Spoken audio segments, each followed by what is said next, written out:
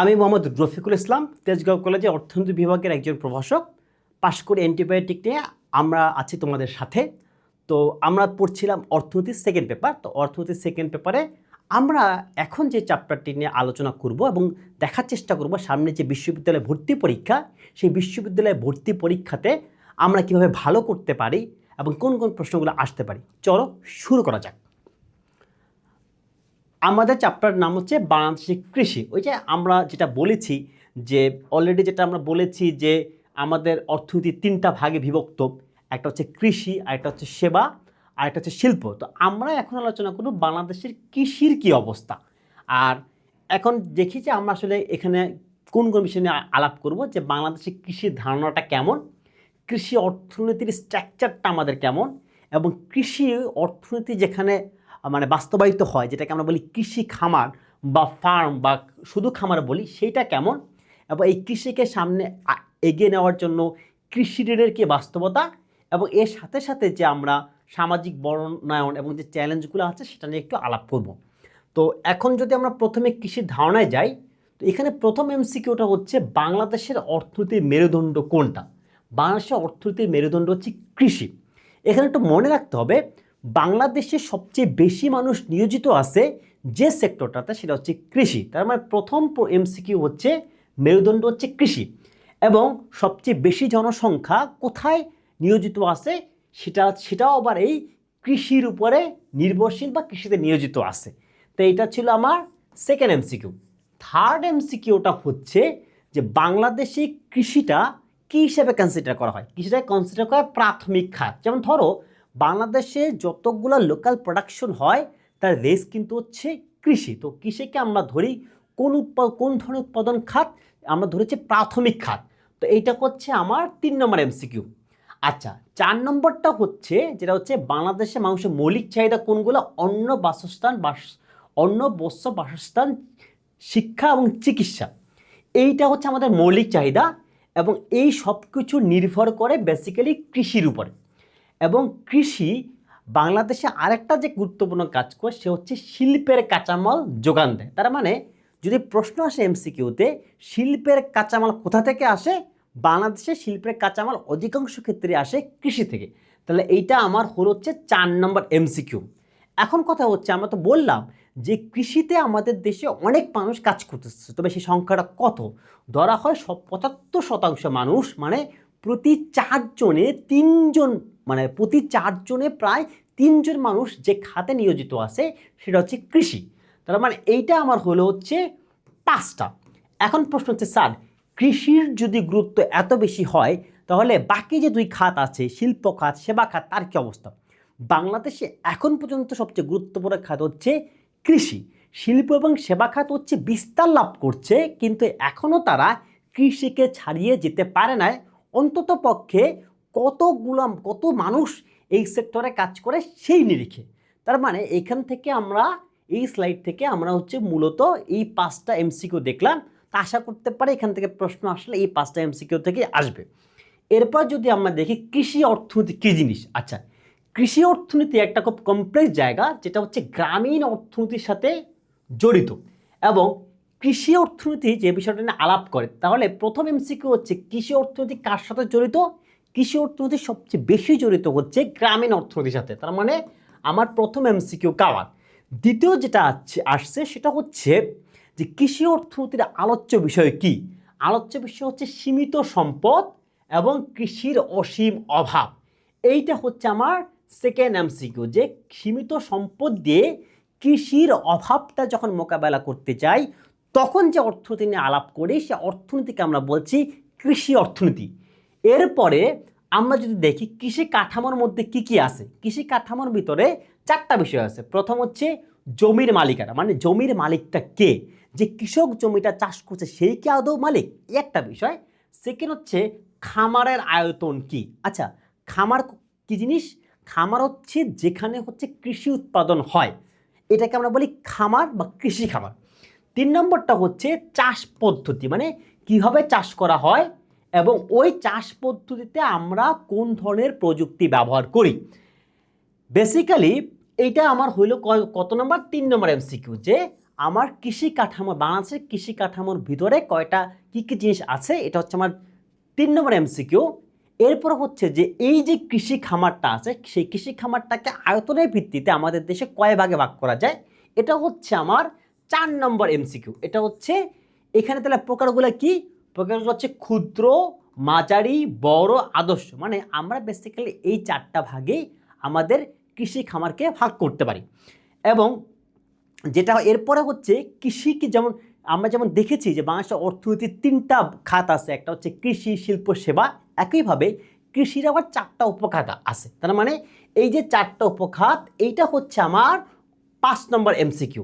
এখন হচ্ছে যেটা, যে 5টা উপখাত কি কি, 5টা উপখাত হচ্ছে, প্রথম হচ্ছে ফসল, মানে যেটা আমি মাঠে ফলাই। 2 নম্বরটা হচ্ছে মৎস্য, যেটা কিনা বেসিক্যালি আমরা পুকুরে চাষ করি।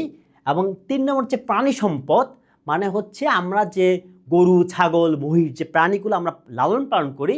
শেষত হচ্ছে বনজ, মানে আমরা যেমন বন থেকে যে ধরনের কৃষিজাত সম্পদগুলো আহরণ করি, যেমন কাঠ, মধু, এটাকে আমরা বলছি বনজ। তো এইরকম হচ্ছে আমরা কৃষিখাতকে 4টা ভাগে ভাগ করতে পারি। তার মানে এখান থেকে আমাদের পরীক্ষায় এই 4টা প্রশ্ন আসতে পারে। এরপরে যদি আমরা যাই হচ্ছে খামারের ধরনটা কেমন। আচ্ছা, এখানে ব্যাপারটা হচ্ছে বাংলাদেশে আসলে খাবারের ধরন হচ্ছে 2 প্রকার। মানে এইটা হচ্ছে আমার প্রথম এমসিকিউ, যে বাংলাদেশে উৎপাদনের উদ্দেশ্যে খামারের ধরনটা কয় প্রকার, সেটা হচ্ছে 2 প্রকার। তাহলে খামারের ধরন যদি 2 প্রকার হয়, সেই খামারের ধরনগুলো কি? প্রথম হচ্ছে জীবন নির্বাহী খামার, এবং আরেকটা হচ্ছে বাণিজ্যিক খামার। তার মানে এইটা আমার গেল 2 নম্বর এমসিকিউ। এখন প্রশ্ন হচ্ছে এই যে জীবন নির্বাহী খামার, সেই জীবন নির্বাহী খামারের উদ্দেশ্য কি? উদ্দেশ্যটা হচ্ছে নিজস্ব ভোগের জন্য। ধরো তোমার বাসার আঙিনাতে তুমি শীতকালে খাওয়ার জন্য একটা লাউ শাক বা একটা লাউ বা একটা হচ্ছে কোনো ফসল লাগাইলে, সেটা তুমি নিজে ভোগ করলা, কিন্তু তুমি সেটা বাইরে বিক্রি করলা না। মানে তোমার জীবন নির্বাহ করার জন্যই তুমি উৎপাদন করতেছো। তখন সেই খামারটা বা সেই কৃষিটাকে আমরা বলছি জীবন নির্বাহী, মানে জীবন নির্বাহ করার জন্য। যেহেতু তুমি জীবন নির্বাহ করার জন্য চাষাবাদ করতেছো, তার মানে এখানে তোমার কাছে অতিরিক্ত থাকবে না, যে অতিরিক্তটা তুমি বাইরে বিক্রি করতে পারো। তার মানে এই দুইটা হচ্ছে আমার জীবন নির্বাহী খামারের বৈশিষ্ট্য। তাহলে এইটা আমার হইতে পারে 3 নম্বর এমসিকিউ, যে জীবন নির্বাহী খামারের বৈশিষ্ট্য কয়টা? 2টা। একটা হচ্ছে নিজস্ব ভোগের জন্য, দ্বিতীয়টা হচ্ছে এতে কোনো উদ্বৃত্ত থাকবে না, যাতে তুমি বিক্রি করতে পারো।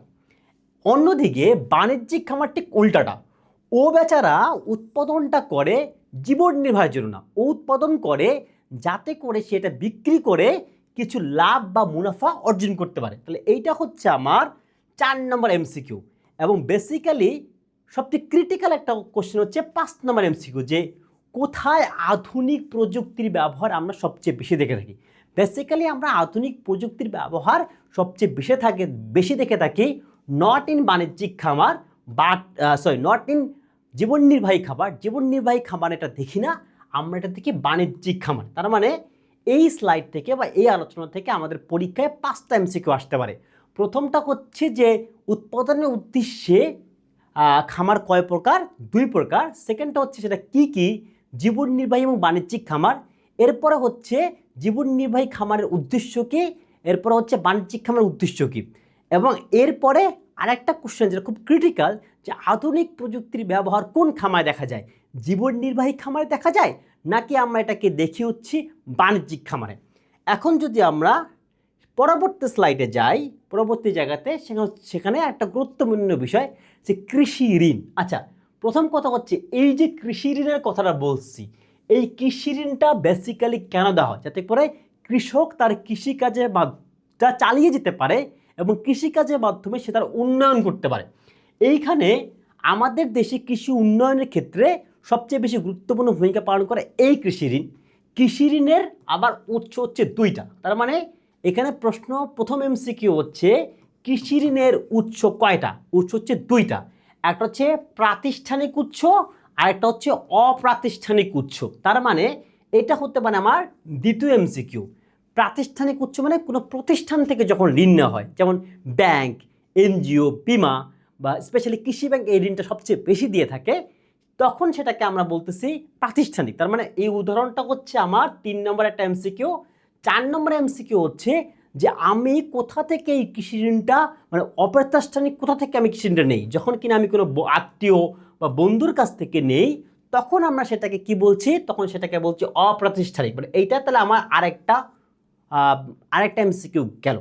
এরপরে হচ্ছে যে বাংলাদেশে সবচেয়ে প্রধান খাদ্যশস্য হচ্ছে ফসল, মানে ফসলের জায়গা থেকে প্রধান খাদ্যশস্য হচ্ছে ধান, কিন্তু সবচেয়ে প্রধান বাণিজ্যিক শস্য হচ্ছে পাট। তার মানে এইখানে আমার 5 নম্বর একটা কোশ্চেন যে ফসলের দিক থেকে অ্যাজ এ খাদ্য সবচেয়ে বেশি উৎপাদন করা ধান, কিন্তু অ্যাজ এ আমরা তো পাট খাইতে পারি না, তাই না?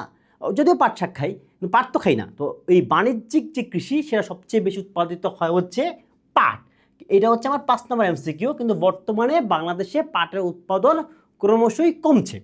এরপরে যদি আমরা যাই পরিবেশ, সামাজিক বনায়ন এবং কৃষি, এই জায়গাতে একটু খেয়াল করো যে কৃষি এবং পরিবেশ একে অপরের সাথে খুব বেশি পরিপূরক। যদি কৃষকের কৃষিকাজ করার মতো পরিবেশ না থাকে তাহলে সেখানে কিন্তু কৃষিকাজ করা সম্ভব না। ধরো এই যে বুড়িগঙ্গা নদী বা শীতলক্ষ্যা নদী অথবা বালু নদী, এই নদীগুলো কিন্তু অত্যন্ত দূষিত। তার মানে এই নদীর তীরবর্তী যদি কোনো পুকুর থাকে সেই পুকুরে কিন্তু মৎস্য চাষ করার মতো কোনো পরিবেশ নাই। এইখানটাতে আমরা যদি একটু দেখি যে বেসিক্যালি সামাজিক বনায়ন এটা কি কাজ করে, এটা বেসিক্যালি এর কাজ হচ্ছে গ্রামীণ দারিদ্র্য বিমোচন, কর্মসংস্থান সৃষ্টি এবং পরিবেশের ভারসাম্য রক্ষা। তার মানে সামাজিক বনায়নের কাজ কি, এটা হতে পারে আমার প্রথম এমসিকিউ। এবং আরেকটা হচ্ছে যে সামাজিক বনায়নের সবচেয়ে বড় অবদান কোথায়, সবচেয়ে বড় অবদানটা হচ্ছে গ্রামীণ দারিদ্রতা এবং হচ্ছে কর্মহীনদের বা বেকারদের কর্মসংস্থান। এটা হতে পারে সেকেন্ড কোশ্চেন। থার্ড কোশ্চেন হতে পারে এমসিকিউ, সেটা হচ্ছে পরিবেশ দূষণের ফলে আসলে কৃষি উৎপাদন কিভাবে ব্যাহত হয়। প্রথমত ব্যাহত হয় তাপমাত্রা বৃদ্ধিতে, যেমন যদি তাপমাত্রা কোনো কারণে বৃদ্ধি পায়, খরা যদি বেশি সময় ধরে চলে, সেখানে কিন্তু স্বাভাবিক কৃষি উৎপাদন সম্ভব হয় না। আবার ধরো মাটির উর্বরতা কমতে পারে, যেমন ধরো বুড়িগঙ্গা নদীর অববাহিকায় যদি কোনো কৃষি জমি থাকে সেখানে কিন্তু ফসল ফলানো খুব কঠিন, কারণ সেখানে পানির কারণে মাটিটাও দূষিত হয়ে যায়। এবং আরেকটা হচ্ছে যে এই যে তাপমাত্রা বৃদ্ধি, এই যে মাটির উর্বরতা হ্রাস, এটা হচ্ছে বেসিক্যালি কৃষি উৎপাদন ব্যাহত করে। এখানে কোশ্চেন হতে পারে যে নিচের কোনটি বেসিক্যালি আমার হচ্ছে কৃষি উৎপাদনকে ক্ষতিগ্রস্ত করে। উত্তর হবে তাপমাত্রা বৃদ্ধি এবং হচ্ছে মাটির উর্বরতা বৃদ্ধি, এছাড়াও আরও অনেকগুলো কারণ থাকতে পারে। তো এইখান থেকে বেসিক্যালি এই 3টা এমসিকিউ আমাদের সামনে আসতে পারে। এরপরে যদি আমরা একটা ছোট্ট এক্সাম্পল দেই, সেটা হচ্ছে এই ফুল স্লাইডে সবচেয়ে গুরুত্বপূর্ণ যে প্রশ্নটা, সেটা হচ্ছে কৃষির উপখাত কয়টি। আমরা ইতিপূর্বেই দেখেছি যে কৃষির উপখাত হচ্ছে 4টা। সেই 4টা কী কী? ফসল, মৎস্য, প্রাণী সম্পদ এবং বনজ। তো বেসিক্যালি এই জায়গা থেকে আমরা আশা করতে পারি যে আমরা যে এমসিকিউগুলো আলাপ করলাম সেখান থেকে প্রশ্ন যদি এখান থেকে আসে তাহলে সেখান থেকেই আসবে। এবং সবচেয়ে গুরুত্বপূর্ণ প্রশ্ন হচ্ছে এইটা যে কৃষির উপখাত কয়টি, সেটা হচ্ছে 4টি। সো আজকে এই অধ্যায়টা এই পর্যন্তই। এরপরে আমরা চলে যাব নেক্সট সেকশনে। Let's see.